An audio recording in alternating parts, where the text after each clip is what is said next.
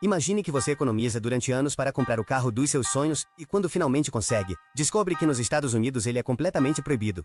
Você não pode registrá-lo, não pode fazer seguro e, se dirigir, pode acabar com o carro confiscado pelo governo. Parece absurdo, né? Pois não só é real, como também é mais comum do que você imagina. Hoje eu vou te contar a história de 5 carros lendários que estão proibidos nos Estados Unidos. Alguns por serem rápidos demais, outros por serem muito à frente do seu tempo e outros simplesmente porque a lei não sabe o que fazer com eles. E no final, um caso especial que está afetando milhares de motoristas no México. Prepare-se, porque essa não é uma lista qualquer. É um aviso disfarçado de curiosidade. 1. O Nissan Qilin R34 GTR, o sonho japonês que você não pode dirigir. Existem carros que fazem você virar a cabeça quando os vê. E depois tem o Nissan Qilin R34 GTR, um carro que faz até quem não entende nada de carro ficar olhando em silêncio. Mas, por mais lendário que seja, nos Estados Unidos esse ícone está oficialmente proibido. Por quê? A resposta mistura burocracia, segurança e uma pitada de tragédia legal. No final dos anos 90, o Japão vivia seu auge em engenharia automotiva. E dessa era dourada surgiu um monstro com alma de precisão cirúrgica, o Qilin R34 GTR, lançado em 1999. Esse não era simplesmente outro esportivo japonês. Era o carro que redefiniu o que significava ser rápido, estável e tecnologicamente superior sem custar milhões. O R34 incorporava um sistema de tração integral AT-ZS Pro, junto com um sistema de controle ativo do diferencial e, o mais futurista para a época, uma tela multifuncional no painel central que mostrava dados como pressão do turbo, aceleração lateral, tempos de volta e muito mais. Era, literalmente, um computador de pista com licença para andar nas ruas do Japão. Mas nos Estados Unidos, as coisas eram bem diferentes. Apesar de sua fama crescente graças a videogames como Gran Turismo ou filmes como Velozes e Furiosos, o Qilin R34 nunca foi homologado pela Nissan para o mercado americano. O problema? Ele não atendia aos padrões de segurança exigidos pela ANOTSA, a Administração Nacional de Segurança no Trânsito nas Estradas, nem as normas de emissões da EPA. E aqui vem o pior, não é que o R34 seja perigoso em si, mas nunca foi investido o dinheiro necessário para adaptar seus sistemas e certificá-lo junto às autoridades dos Estados Unidos. Sem essas modificações, simplesmente não é possível obter um registro legal e, se você dirigir, o governo pode confiscar e destruir o carro. Sim, você ouviu direito. Existem dezenas de histórias de pessoas que, com toda a empolgação do mundo, importaram um R34, apenas para vê-lo sendo desmontado pelas autoridades, peça por peça. Uma tragédia sobre rodas. A única forma de ter legalmente um R34 nos Estados Unidos é através da Lei dos 25 anos, que permite importar carros considerados clássicos se já tiverem um quarto de século de idade. Isso significa que só a partir de 2024 é legal importar os primeiros R34 GTR fabricados em 1999. Mas mesmo assim, o processo é caro, demorado e cheio de obstáculos legais. Por isso, se você vir um desses nos Estados Unidos, pode ter quase certeza de que pertence a um colecionador ou que está lá ilegalmente. E o mais irônico de tudo isso é que o Qilin foi tão amado pelos fãs que os Estados Unidos o proibiram antes mesmo de entendê-lo. Mas o que acontece quando um carro é tão exclusivo que nem mesmo um motorista comum conseguiria dirigi-lo sem colocar sua vida em risco? 2. Jaguar XJ220 Sunroof, o super esportivo que assustou o sistema. Existem carros que nascem para quebrar recordes, mas alguns, como o Jaguar XJ220S, quebraram mais do que isso, quebraram as regras, os nervos e até a paciência dos reguladores americanos. O curioso é que, apesar de seu poder quase sobre-humano, não foi sua velocidade que o condenou, foi o medo do que ele poderia fazer com essa velocidade. A história do Jaguar XJ220 é uma mistura de loucura britânica, ambição sem filtro e velocidade sem limites. Em 1992, esse super esportivo surgiu no mundo como um dos carros mais rápidos já criados. Ele atingia 343 km por hora, algo impensável na época para um carro de rua. Mas a versão que nos interessa hoje é ainda mais selvagem, o XJ220S, uma variante ultra exclusiva da qual só foram fabricadas 6 unidades em todo o mundo. Esse modelo foi criado pela TWR, Tom Walkinshaw Racing, a mesma equipe que levou a Jaguar à glória nas competições de resistência. O que eles fizeram com o XJ220 original? Eles o deixaram mais leve, reforçaram com componentes de competição, transformaram-no em uma fera ainda mais afiada e o lançaram ao mundo sem filtros. O XJ220S tinha carroceria de fibra de carbono, suspensão recalibrada para a pista e um motor V6 biturbo de 3,5 litros com mais de 680 cavalos de potência reais. Era basicamente um míssil sobre rodas. E foi exatamente isso que alertou as autoridades dos Estados Unidos. Veja bem, esse tipo de carro não só exigia do motorista, ele o desafiava. Não tinha controle de tração, nem freios a braços, nem airbags. Era potência pura, sem anestesia. E numa época em que as normas de segurança e emissões começavam a ficar mais rígidas, o XJ220S representava exatamente o oposto, velocidade bruta e sem concessões. O resultado foi claro, os Estados Unidos o proibiram imediatamente para uso nas ruas. Sem homologação, sem adaptação. Simplesmente vetado, não só por questões técnicas, mas porque as autoridades consideraram que era perigoso demais para circular entre veículos comuns. E não era só uma questão de números. Um motorista comum, ao volante de um carro desse calibre, era visto como um risco por si só. Não é coincidência que, mesmo dentro da Europa, onde era legalizado, apenas colecionadores e pilotos experientes se atreviam a levá-lo ao limite. Ao contrário de outros supercarros que foram adaptados para entrar no mercado norte-americano, o XJ220S nunca teve essa chance. Não se tratava de modificá-lo para cumprir as regras, era que a própria essência dele ia contra as regras.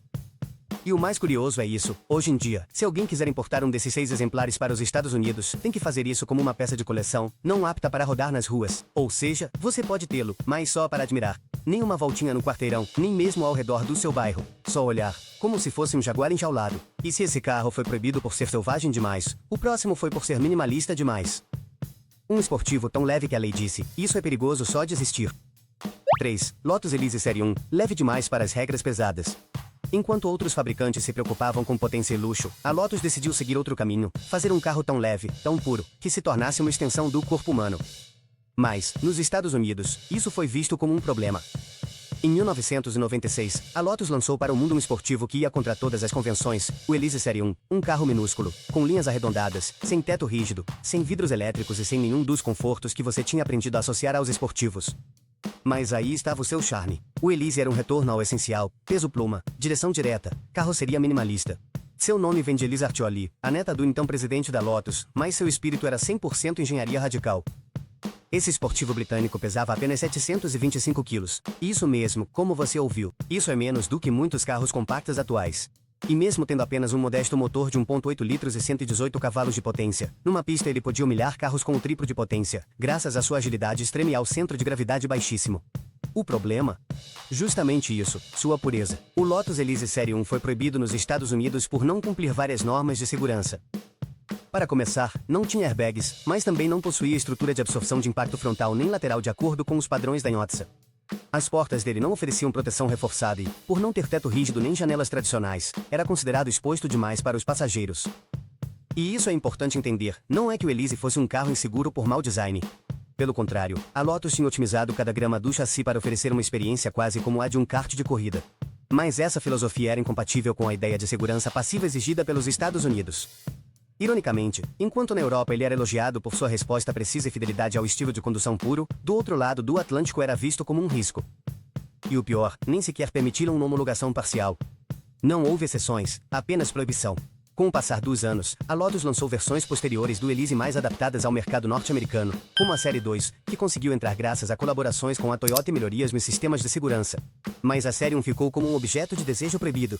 E isso fez com que seu valor disparasse entre os colecionadores, especialmente aqueles que o veem pelo que ele realmente foi, um carro que desafiou a obesidade automotiva, que abriu mão dos excessos e que pagou o preço por se manter fiel à sua essência. Mas se o Elise foi vetado por ser leve demais, o próximo foi proibido por ser futurista demais. Um carro tão à frente do seu tempo, que a lei simplesmente não soube como classificá-lo. 4. McLaren C-Style, a tecnologia que se adiantou à lei. O que acontece quando a tecnologia avança mais rápido do que as leis? O McLaren C-Style é a resposta. Este não é um carro proibido por suas falhas, mas sim porque sua própria inovação fez as normas de trânsito dos Estados Unidos entrarem em colapso. Lançado em 2019 como sucessor espiritual do lendário McLaren F1, o C-Style foi concebido não apenas como um carro, mas como uma experiência. Um objeto que parece mais uma nave espacial sobre rodas do que um veículo terrestre. E é que, de qualquer ângulo que você olhe, o C-Style quebra todos os padrões. A primeira coisa que chama a atenção é sua configuração de 3 assentos, com um motorista no centro e 2 passageiros nas laterais, mais atrás. Essa disposição, herdada do F1 original, não é apenas incomum, é quase um desafio direto às normas modernas de segurança. Mas, não para por aí, o C-Style não tem espelhos retrovisores tradicionais. Em vez disso, utiliza câmeras retráteis que projetam a imagem em telas internas. A ideia? Reduzir a resistência ao vento e melhorar a aerodinâmica. E falando nisso, sua carroceria foi projetada com tanta obsessão pelo fluxo de ar que não possui aerofólios nem entradas de ar agressivas visíveis. Tudo é limpo, fluido, minimalista, quase clínico. O resultado? Um hiperesportivo híbrido capaz de atingir 403 km por hora, com um sistema de propulsão que combina um motor V8 biturbo de 4 litros e um motor elétrico. Em outras palavras, uma obra-prima da engenharia britânica. Então, por que ele é proibido nos Estados Unidos? Porque nenhuma dessas inovações, nem a posição central do motorista, nem os retrovisores por câmera, nem a ausência de airbags laterais nos assentos laterais, está de acordo com as regulamentações federais de segurança da IOTSA. O grande dilema aqui é que a lei não está preparada para carros que quebram completamente o molde tradicional. Não existem protocolos de testes de colisão pensados para carros sem espelhos físicos ou sem uma coluna B convencional. E como o CP-Style não foi produzido em grande escala, apenas 106 unidades foram fabricadas, a McLaren não estava disposta a investir milhões para adaptar uma versão que atendesse às normas dos Estados Unidos. Mas a McLaren encontrou uma brecha legal. Ela registrou o CP-Style dentro do programa Show or Display, em que consiste: você pode importar e registrar um carro único ou de importância histórica, mas apenas para exibições privadas ou eventos especiais. O uso em vias públicas é restrito a menos de 2.500 milhas por ano. Ou seja, você pode ter um, mas não pode usá-lo livremente. É um troféu sobre rodas que você não pode sair para passear. Então, nos Estados Unidos, o CP-Style é permitido só pela metade. Uma solução salomonita entre isso é ilegal e isso é incrível demais para ser totalmente proibido. E aqui surge uma pergunta incômoda: será que a lei está freando a evolução do automóvel? Quando um carro é proibido não por ser inseguro, mas por ser avançado demais, talvez não devêssemos nos perguntar por que ele foi vetado, e sim por que continuamos regulando com regras do século passado. Mas se o McLaren foi vetado por ser futurista demais, o próximo foi proibido por ser, literalmente, uma arma nas mãos erradas. Um carro tão potente, tão indomável, que os Estados Unidos disseram: isso não pode circular aqui. 5. TVR Cerbera, a besta sem coleira. Se os carros tivessem alma, o TVR Cerbera teria nascido sem medo e com uma sede insaciável de velocidade. Era brutal, imprevisível e visceral. Um esportivo tão selvagem que os Estados Unidos não ousaram deixá-lo solto. Nos anos 90, enquanto muitas marcas se adaptavam às novas regras do jogo, mais segurança, mais controle eletrônico, mais conforto, a TVR decidiu ir na direção oposta. A filosofia da marca britânica era clara: nada de freios a braços, nada de controle de tração, nada de assistências eletrônicas. Só a máquina e você. Ver. O Cerbera, lançado em 1993, foi o emblema dessa rebeldia. Um coupé de linhas agressivas, motor descomunal e uma personalidade imprevisível. E quando dizemos descomunal, não estamos exagerando. Sua versão mais potente, a Speed 6, tinha mais de 400 cavalos de potência e acelerava de 0 a 100 km/h em apenas 2,6 segundos. Isso, para a época, era território de superesportivos italianos que custavam 3 vezes mais. Mas esse não era o único risco do Cerbera. Sua construção artesanal, embora apaixonante, também trazia consequências. Os interiores eram rústicos, os acabamentos, duvidosos, e a confiabilidade, bem, fazia parte do desafio. Mas o que mais preocupou os reguladores americanos foi outra coisa: sua instabilidade. Veja, sem assistências eletrônicas e com esse nível de torque, o Cerbera era uma fera difícil de controlar até mesmo para motoristas experientes. E ao contrário de marcas como Porsche ou Ferrari, a TVR não tinha um departamento dedicado à homologação de carros para mercados internacionais. Isso significava que não havia versões adaptadas para cumprir com as regulamentações da INHOTSA nem com os padrões de emissões da EPA. Sem airbags, sem freios com distribuição eletrônica, sem sensores de estabilidade. Só você e a máquina. E embora isso soe romântico, para as autoridades foi um claro não, obrigado. A isso se somava a construção não certificada do seu chassi, o uso de materiais não testados sob padrões internacionais e uma rede de suporte inexistente em território americano. A conclusão foi inevitável: o TVR Cerbera está proibido nos Estados Unidos para uso em vias públicas. Só pode entrar como carro de coleção, sem possibilidade de circular livremente. E assim, essa fera sem coleira ficou fora do jogo em um dos mercados mais importantes do mundo. Mas o mais curioso é que, com o passar dos anos, o Cerbera ganhou status de culto. Não pela sua perfeição, mas sim pela sua imperfeição extrema. É o carro que exigia respeito, atenção e coragem de você. E isso, em uma época em que tudo é assistido, automatizado e previsível, virou um luxo. Porque às vezes, o proibido não é o que está quebrado, mas sim o que se recusa a obedecer. Você não precisa ter um McLaren CP-Style ou um Jaguar XJ220S para enfrentar a lei.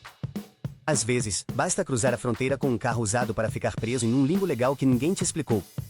No México, milhões de pessoas optaram durante anos por importar carros usados dos Estados Unidos, muitos deles sem cumprir os requisitos oficiais de importação. Esses veículos são popularmente conhecidos como carro chocolate, e embora a expressão possa soar simpática, a situação está longe de ser doce. Esses carros geralmente entram no país sem uma legalização adequada, sem pagar os impostos correspondentes e, principalmente, sem cumprir os padrões mínimos de segurança exigidos pela lei mexicana. Estamos falando de veículos que muitas vezes não possuem freios a braços, airbags, luzes regulamentares ou até mesmo um histórico verificável. Alguns são modelos que, nos Estados Unidos, foram considerados perda total e revendidos sem qualquer supervisão. Outros nem sequer poderiam circular legalmente em seu país de origem. Durante anos, os governos locais toleraram sua presença por razões sociais e econômicas. Mas em 2025, tudo mudou. O governo mexicano anunciou uma proibição total para legalizar novos carros de chocolate, alegando 3 razões principais: segurança viária, impacto ambiental e perdas fiscais. O resultado? A partir deste ano, ficou completamente proibida a regularização desses veículos. Até mesmo quem já possuía um, pode enfrentar restrições severas para circular, especialmente nas grandes cidades. Isso gerou um grande debate. É justo proibir uma alternativa acessível para milhares de pessoas que não podem pagar por um carro novo? Ou é necessário endurecer as regras para garantir uma frota de veículos mais segura e sustentável? Não existe uma única resposta, mas o que está claro é que a proibição de veículos não é um tema reservado apenas aos superesportivos de luxo. Também afeta o cidadão comum que só quer se locomover. Os carros sempre foram mais do que simples máquinas. Para muitos, são símbolos de liberdade, de ambição, de sonhos que se movem sobre rodas. Mas como acabamos de ver, até mesmo os sonhos mais velozes podem bater de frente com uma parede invisível, a lei. Hoje você conheceu carros que foram proibidos não por falharem, mas por serem diferentes. Alguns por serem rápidos demais, outros por serem simples demais, alguns, inclusive, por estarem muito à frente do seu tempo. Agora me conta, qual desses carros proibidos mais te deixou chateado? E qual você teria coragem de dirigir, mesmo que fosse legal? Vou ler o que você escrever nos comentários. O mais curioso é que, embora as razões possam parecer técnicas ou legais, por trás de cada proibição existe uma história de medo, de controle e, às vezes, de incompreensão.